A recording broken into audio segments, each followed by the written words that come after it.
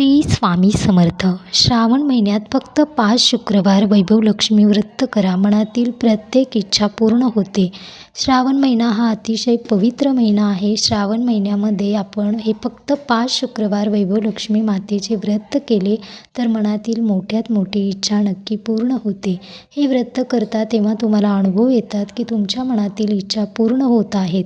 श्रावण महिन्यामध्ये आपण फक्त 5 शुक्रवार व्रत करायचे आहे. नियमाचे पालन करण्याची गरज नाही. कोणते नियम आहेत तेही मी तुम्हाला सांगणार आहे. पूजा मांडणी कशी करायची आहे संपूर्ण माहिती तुम्हाला या व्हिडिओमध्ये सांगणार आहे. हा व्हिडिओ शेवटपर्यंत नक्की पहा. श्रावण महिन्यामध्ये आपण हे व्रत केले तर प्रत्येकाच्या मनातील इच्छा नक्की पूर्ण होते. करण्यासाठी ही खूप साधी सोपी पद्धत आहे. माता लक्ष्मी खूप लवकर प्रसन्न होते. अगदी तुमची कितीही मोठ्यात मोठी इच्छा असो ते नक्की पूर्ण होते. 5 शुक्रवारमध्येच तुम्हाला अनुभव येतात की तुमच्या इच्छा पूर्ण होत आहेत. हे व्रत कोणी करावं तर सुवासिनी स्त्रिया करू शकतात.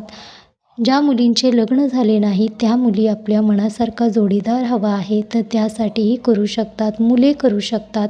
प्रत्येकाने हे व्रत करावे असे कोणतेही नियम नाहीत. उपवास करायचा आहे. शुक्रवारी आपण उपवास करायचा आहे. फलाहार घेऊ शकता, दूध घेऊ शकता, तुम्ही उपवासाचे पदार्थ घेऊ शकता. तुमच्या प्रकृतीला झेपत नसेल तर एक वेळेस जेवण करूनही तुम्ही हे व्रत करू शकता. असे कोणतेही कडक नियमाचं पालन करण्याची गरज नाही. श्रावण महिना म्हणजेच आपण कोणीही घरामध्ये नॉनव्हेज खात नाही, नॉनव्हेज आणत नाही, कारण श्रावण महिना हा अतिशय पवित्र महिना आहे. या महिन्यामध्ये आपण प्रत्येकजण सेवा, उपवास, अगदी कोणत्याही सेवा करतो तर ही सेवा प्रत्येकाने नक्की करायची आहे. पूजा मांडणी कशी करायची आहे, केव्हा करायची आहे तेही तुम्हाला सांगणार आहे. हा व्हिडिओ तुम्ही स्किप न करता शेवटपर्यंत नक्की पहा.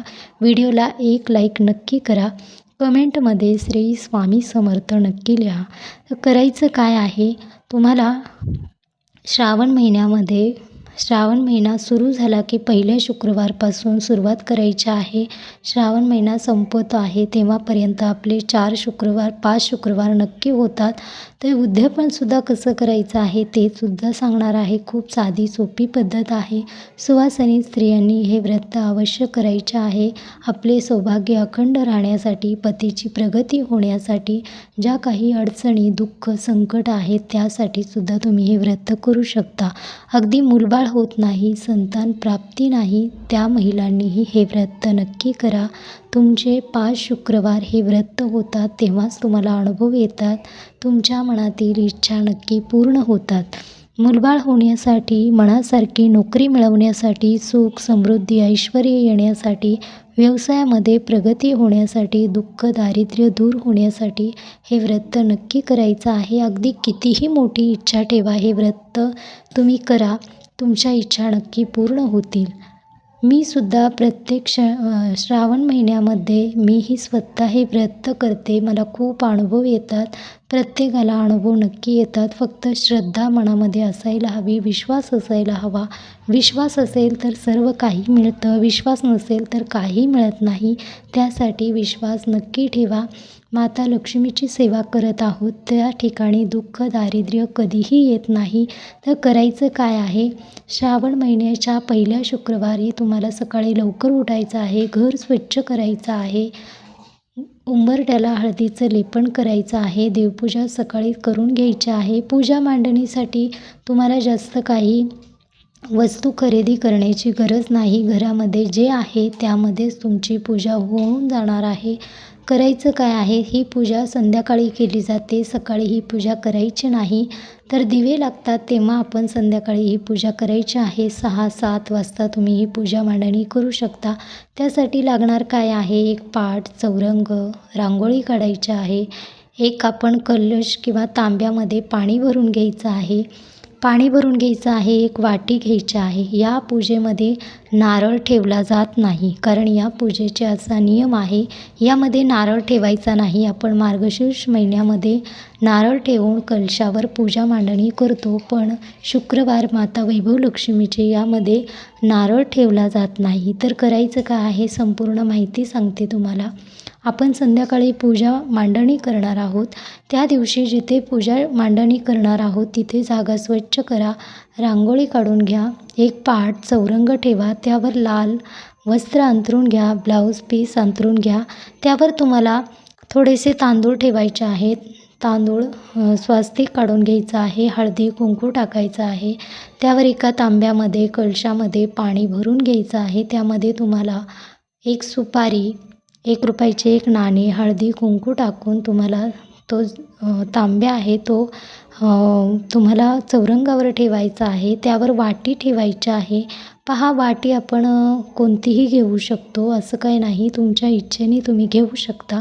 यामध्ये नारळ वापरायचा नाही, तर आपण वाटी ठेवायची आहे. वाटीमध्ये सोन्याचा चांदीचा दागिना किंवा तुमच्याकडे ₹1चे एक नाणं असेल, कॉईन असेल तर ते ठेवायचं आहे. संकल्प करा, तुमच्या मनामध्ये जर इच्छा आहे त्यासाठी संकल्प खूप महत्त्वाचा आहे.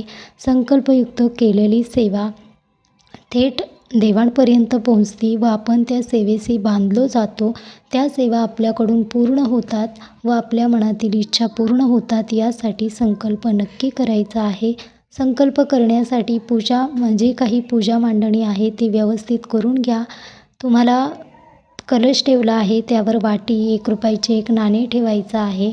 तुम्हाला यासाठी वैभव लक्ष्मी माता या व्रताचं एक पुस्तक नक्की लागेल, ते तुम्ही खरेदी करून घेऊ शकता. फक्त एवढंच खरेदी करायचं आहे, दुसरं एक्स्ट्रा तुम्हाला काहीही आणण्याची गरज नाही. तर तुम्हाला साधी सोपी पूजा मांडणी करायची आहे. तुपाचा दिवा लावा, तुपाचा नसेल तर तेलाचाही तुम्ही लावू शकता.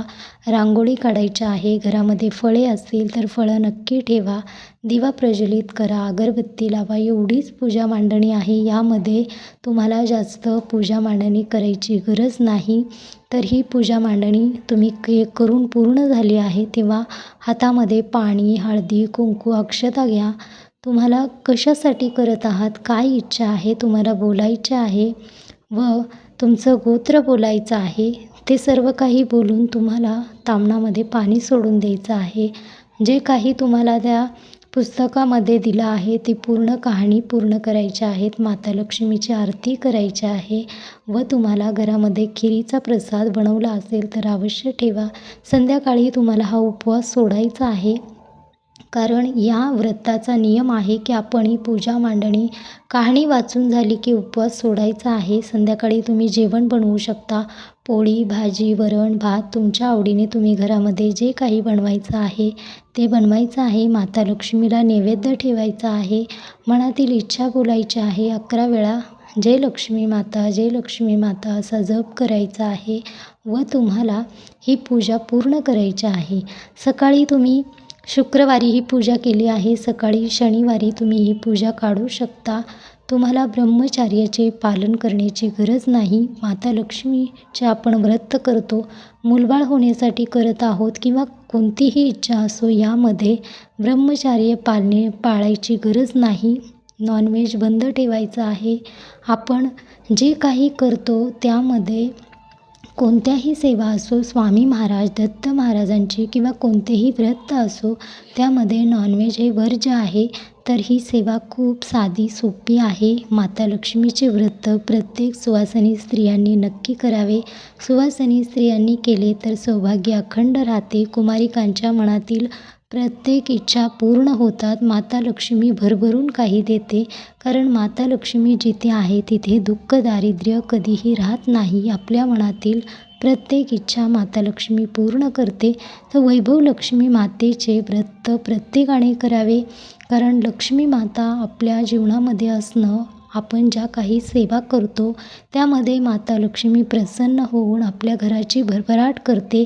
आपल्या घरामध्ये सदैव आपण कितीही कष्ट मेहनत केली तरीही घरामध्ये पैसे टिकत नाहीत किंवा ज्या काही आपण कष्ट करत आहोत त्याला यश मिळत नाही, व्यवसायामध्ये प्रगती होत नाही, मनासारखी नोकरी मिळत नाही, मूलबाळ होत नाही.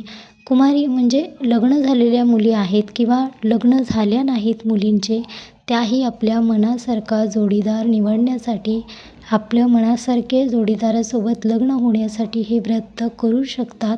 हे व्रत नक्की करा, प्रत्येकाने करा, कारण श्रावण महिन्यामध्ये हे व्रत केल्याने भरपूर आपल्या इच्छा पूर्ण होतात. तसेच भरभरून विष्णुदेव व माता लक्ष्मी आपल्यावर प्रसन्न होतात. श्री स्वामी समर्थ. जय लक्ष्मी माता.